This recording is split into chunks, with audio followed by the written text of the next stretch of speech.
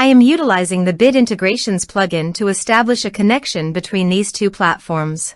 Let's go to Bit Integration Dashboard. Create Integration. Search and select Ninja Forms. Select a form. Next, search and select Insightly. Give here an API key and API URL. Below the API URL, there is an example of the API URL. Follow the instructions, go to the Insightly dashboard. Copy your site's API URL and paste it on the integration site.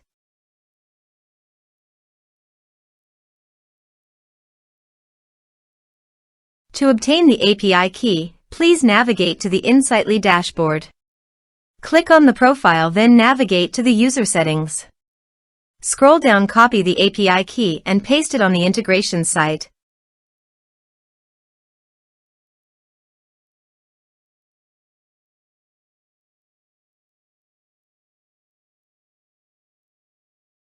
Authorized it.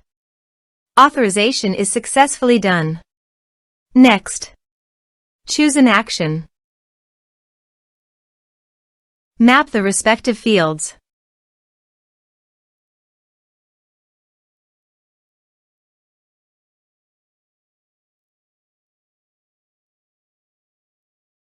Here are some advanced features in actions and conditional logic. You can use it for your requirement. Next, finish and save it. Let's submit a form.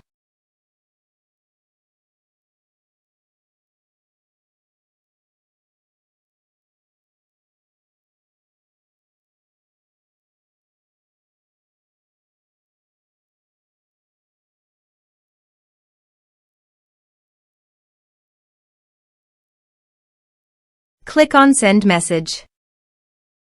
So go to the Insightly dashboard and navigate to the contacts. You can see that the data has been successfully received in Insightly.